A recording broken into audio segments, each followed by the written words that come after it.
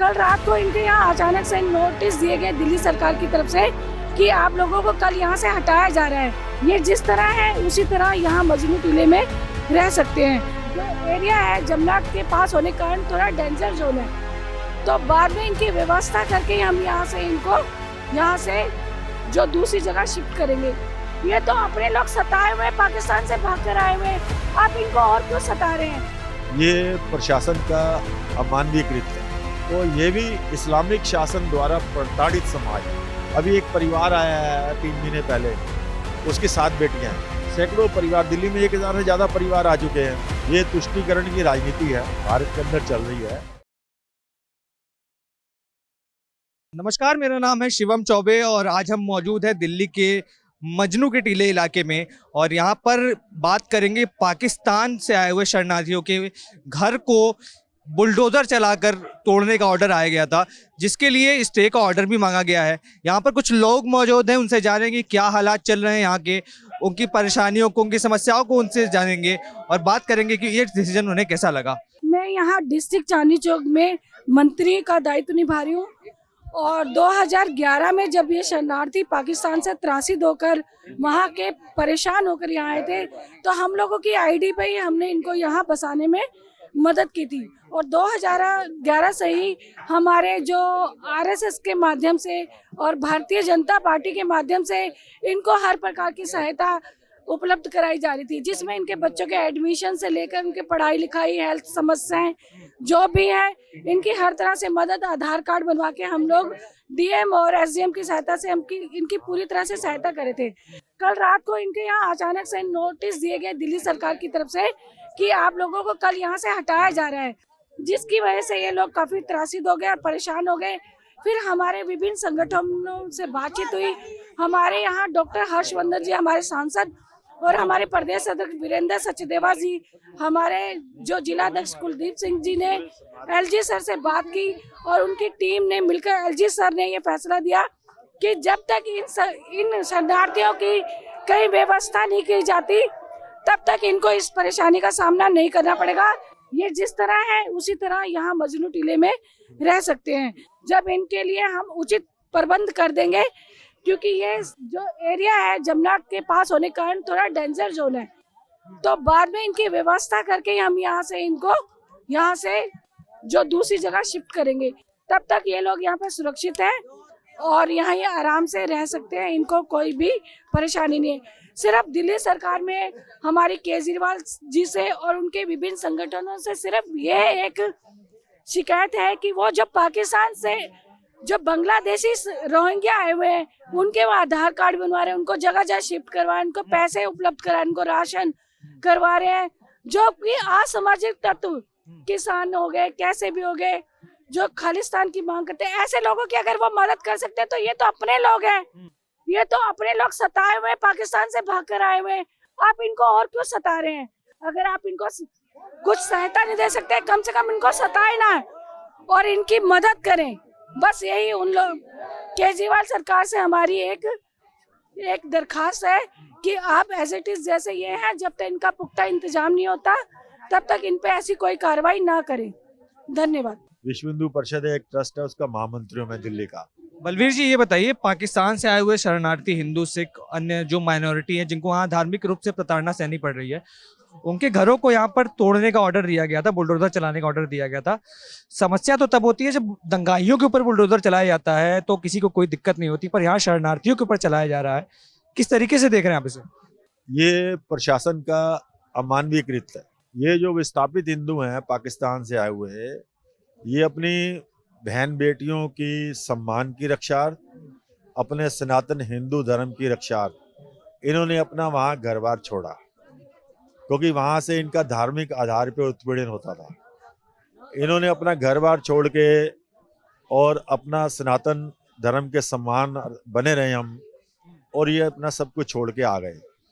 अब यहाँ पर भारत सरकार, दिल्ली सरकार, प्रशासन और यहाँ का जो हिंदू समाज है भारत का, इसकी नैतिक जिम्मेवारी है कि हमें अपने भाइयों को संभालना चाहिए और इनको यहाँ पर इनका रोजगार की व्यवस्था हो, इनके रहने की व्यवस्था हो, इनके बच्चों की शिक्षा की व्यवस्था हो, इनको चिकित्सा की सुविधा मिले, ये यहाँ के नैतिक जिम्मेवारी है। क्योंकि पाकिस्तान जो इस्लामिक आधार पे बना, भारत जो बना, हिंदू वहाँ से सारा भाग के आया। मेरा परिवार भी पाकिस्तान से निकल के आया, तो हमें वहाँ इसलिए निकलना पड़ा क्योंकि वहाँ इस्लामिक शासन कायम हो गया।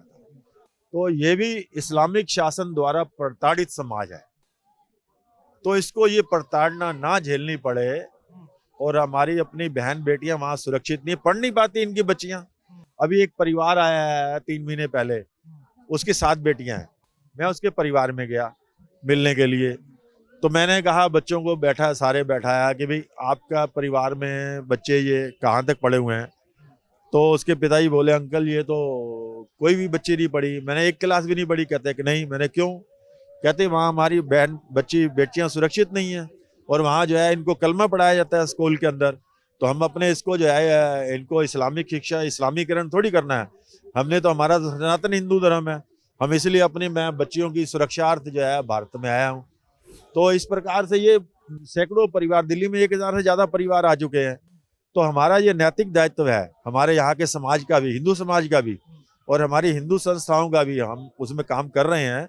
लेकिन ये प्रशासन का भी है कि इनको जो है मानवीय आधार के ऊपर इनकी व्यवस्था करी जाए, इनके रहने की व्यवस्था की जाए और इनके रोजगार की व्यवस्था की जाए। जिस प्रकार के हम पाकिस्तान से आए तो उस वक्त हमें 100 गज के प्लाट और छत के साथ मिले थे। जो परिवार थे उनको जो है काम करने का अधिकार मिला था, हमें यहाँ की नागरिकता मिली थी। अभी तक इनके नागरिकता नहीं है, इनका राशन कार्ड नहीं है, इनका वोट नहीं है, कोई वोट बैंक नहीं है, इसलिए इनकी जो है कोई इज्जत नहीं है, सम्मान नहीं है। तो जिस तेजी के साथ रोहिंग्याओं का आधार कार्ड, राशन कार्ड बनाया जा रहा है, क्या आपको नहीं लगता कि सरकारों की ये कमी है कि इनके लिए कुछ नहीं सोचा जा रहा? ऐसा है कि मुस्लिम समाज एक बहुत बड़ा वोट बैंक है और उनमें जो नेतृत्व है उनका धार्मिक क्या मजहबी कहेंगे, धार्मिक नहीं है, मजहबी और राजनीतिक नेतृत्व है। वो भारत को गजवा हिंद में बदलना चाहता है, उसकी ये मानसिकता है। तो ये रोहिंग्या जो आए हैं इनको जो सरकारी सहायता, केजरीवाल सरकार जो सहायता कर रही है, इनका 7 लाख रुपए महीने का तो टेंटों में किराया देती है। सरिता बिहार में इनकी बस्ती में हो गया, वहाँ डॉक्टर बैठता है, वहाँ सफाई की व्यवस्था होती है, उनको पढ़ने की सुविधा दे रखी है। उनका जो नेता है सरिता बिहार में 30,000 रुपये महीने किराए पे रह रहा है। और इसी प्रकार दिल्ली में लाखों बांग्लादेशी हैं, उनको जो है हर प्रकार के, उनका राशन कार्ड है, उनका जो है वोटर कार्ड तक बना हुआ है। तो राजनेता जो है ये 2 नंबर के खेल खेल के उनको इस प्रकार का क्योंकि वो एक बहुत बड़ा वोट बैंक है। हमारा जो हिंदू समाज है ये कोई वोट बैंक नहीं है, ये जाति के आधार पे वोट करता है। तो इसके कारण से हमारे हिंदू समाज के हर वर्ग को इस प्रकार की जो प्रताड़ना जो है झेलनी पड़ती है। तो आप जैसे कह रहे हैं, एक नागरिकता संशोधन बिल भी आया था जिसमें कि नागरिकता देने की बात हुई थी जो हमारे पड़ोसी देश हैं, पाकिस्तान, अफगानिस्तान, बांग्लादेश से आए हुए शरणार्थियों को। पर उसमें भी विपक्ष ने काफ़ी हंगामा मचाया था, सड़कों पे आंदोलन हुए थे, दंगे तक हुए थे। इसके बारे में विपक्ष क्यों सीरियस नहीं हो रहा है, क्यों हल्के में लिया जा रहा है इस मुद्दे को, क्यों इसका मजाक उड़ाया जा रहा है? ये तुष्टीकरण की राजनीति है, भारत के अंदर चल रही है। उस CAA जो कानून बना था 2019 में, उसमें किसी मुसलमान को नुकसान नहीं था। मुसलमानों को भरमाया गया कि तुम ये कानून जो है तुम्हारे हित में नहीं है, और इसके कारण से मुस्लिम संस्थाएं और वैसे भी बहुत सारी मुस्लिम संस्थाएं जो है वो मजहबी हैं, ये राजनीतिक है। वो जो है उनका जो मकसद रहता है भारत के हर कानून का विरोध करती हैं। वो जो भी नया कानून होता है इस देश के हित में है, समाज के हित में है, वो पूरे समाज के लिए होता है कानून, तो उसके हित में है। तो लेकिन उसका जो विरोध करना इनकी एक मानसिकता बन गई है और ये मानसिकता को हर प्रकार से ये रोकना पड़ेगा और उसके लिए यहाँ का जो सजग समाज है उसको आगे आना पड़ेगा। नहीं तो इस देश का जो है आगे भविष्य जो है उसके लिए वो भी ठीक नहीं है, उसके लिए भी खतरनाक है। यहाँ के जो मूल समाज है जो इस देश को भारत माता की जय बोलते हैं, अपनी मातृभूमि पितृभूमि बोलते हैं, उनके लिए भी ये खतरनाक स्थितियां हैं, क्योंकि हमारी आबादी कम होती जा रही है और वो लोग जो है धार्मिक आधार पे भी अपनी आबादी बढ़ा रहे हैं और ये वो एक विशेष मानसिकता के साथ बढ़ाई जा रही है ये आबादी। तो ये आने वाला समय जो है ये हमारे पूरे हिंदू समाज के लिए और इस देश की एकता और अखंडता के लिए भी जो है ये खतरनाक साबित हो सकता है। तो देखा आपने, हिंदू समाज की अखंडता और एकता के लिए यहाँ पर जो शरणार्थी आए थे उनको नागरिकता देना न सिर्फ, बल्कि उनको एक बेहतर जीवन प्रदान करने का भी संकल्प जो भारत सरकार ने लिया था, उसमें कहीं ना कहीं रोड़ा लगता दिखाई दे रहा है दिल्ली सरकार के द्वारा।